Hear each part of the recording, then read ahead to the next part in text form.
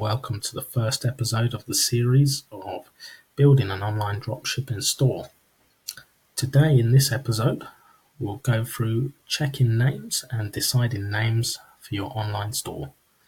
So to start with, when choosing a name, it's good to check the available domain names as well. So this is the site I use. It's called names.co.uk. However, you can use whichever site you wish. One thing I would advise: in the next episode, we'll go through an ideal hosting partner for your website. So this is a company that would offer web hosting as well, but personally, I would advise keeping your domain name separate to wherever you have your web hosting.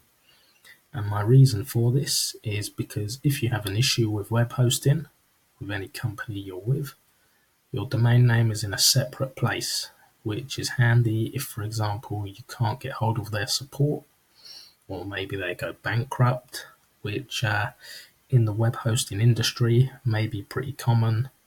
If it is a small company, they might just one day decide to close, so you need to know your domain name is in a safe place. So names.co.uk is the company I use to search for my domain names, and we'll come back to this at a later stage. Also, when deciding a good name, I use Google, and I use this to define any abstract words that appear in the name and to see their meaning, because some words may have a good meaning which will work really well with your store. I also use Name Mesh. This basically allows you to put in a word and then it will append other words to it, and then you can see if that domain name is available and search it on names.co.uk. Another tool I use, which is probably relevant if you're within Europe or the UK, but you can use something similar in the US if you have some sort of register there. I always check on Companies House to see if there's a company using the same name. Now, although it's rare when you're generating a unique name, the last thing you want to do is create an online store that has a similar name or the same name to a company that's already operating. So I would definitely advise doing this with your local register in whichever country you're in. So in the UK it is Companies House, so that's where I check. So for this example, let's say we will make a dropshipping site for a computer store, a tech store, somewhere that sells tablets, phones, accessories, this sort of thing. So I would usually go for something with the word tech in this. This is just a personal opinion, yours might be different. So with Name Mesh, the website is namemesh.com, I would just type tech and then press generate. This opens up this tab for Bluehost, which is an affiliate link. I will close that straight away. Bluehost is possibly one of the worst companies to go with for web hosting, so just close that. And you see here it's suggesting names for me already. So I usually look under the SEO column. I'm unsure personally on what benefits these bring as to why they're listed under the SEO column, but these names generally sound better and they roll off the tongue better and make more sense than some of these mixed names up here. So this page can take a while to load up. Obviously here you've got your premium domains as well. To be honest, if this is a new project for you, I wouldn't advise spending big money on a domain name. So no more results. So then we can change our search up here to something different. So let's say, for example, instead of tech, we could use mobile. It is getting harder to find available domains because there are so many sites popping up lately. So it's worth spending some time to choose a good one rather than going with the first thing you see.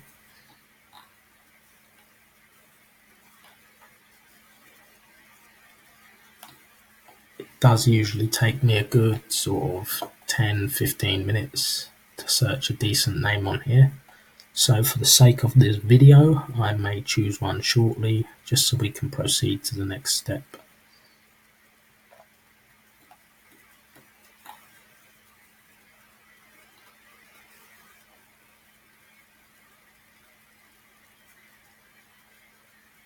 So as you can see here now, it's coming in with some names. So mobileoftheday.com is available. Sounds okay. So for the sake of this, I'm just going to roll with that name. Maybe each day we'll offer a different mobile phone or some different tech. So like I say, that isn't something I would personally choose, but for the sake of this video, I'm just going to show you the steps I would do next. Obviously, we don't need Google because it's clear in the name as to what it would be. So that's only used for abstract words. Next, I'll go on to names.com and check mobile of the day. And we see here it's available. So the .com is available. That's a good start. By the way, I'm not going to register this name. So if somebody wants to, then go ahead. It sounds pretty cool, but I don't think this would be ideal for a dropshipping site personally, so that's why I'm going to leave it. We can see here as well the .co.uk is available, which is great. Usually I would suggest taking both because this reinforces your brand. So let's say the .co.uk was available but not the .com, and vice versa. Visitors may get the wrong web address, so I would advise registering both. There is a tiny cost increase to doing that, but it's definitely worth doing. So next, because I'm in the UK, I would just search here, mobile of the day. And okay, there's no company called Mobile of the Day, so we would be good to go ahead and register this.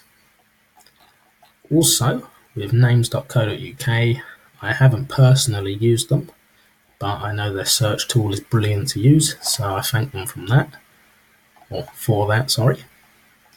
But what I would advise as well is not taking any special offers with companies that say you can have your domain name for just $1 or £1, because this is usually some way of trapping you into a contract for 2 or 3 years, and when the renewal price comes up, it will usually be pretty expensive. I have used companies before, and this is from personal experience that have done this, and they send you all sorts of letters in the post saying that you have to pay for your domain name even if you're not using it, and then after that they send you more letters from different companies harassing you. So for the sake of saving £9 or $9, it's easier just to purchase your domains at the regular price from a decent provider straight away. So in this case, names.co.uk is one company you could use.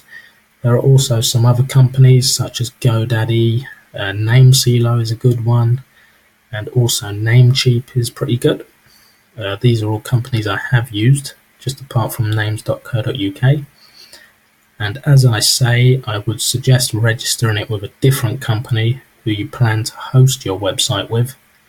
And the reason for that I've already mentioned is that it's always safer to have 2 separate companies managing them in case one falls through or stops replying to emails or whatever your issue may be. Okay, so thank you for watching this video. In the meantime, I'll be looking for a name to use for my dropshipping store, and then I will roll with that for the rest of the videos. So the next one will be creating a logo, building the site, finding web hosting, all that sort of stuff. So it'll be easier for me in the series to go along with you with a name for myself so you can check out the site and see how it's built. Thank you for watching, and please like and subscribe if you're happy with the content so far. I will look at upgrading the microphone that I'm currently using, and also in future videos, once I've had a haircut, I may even show my face.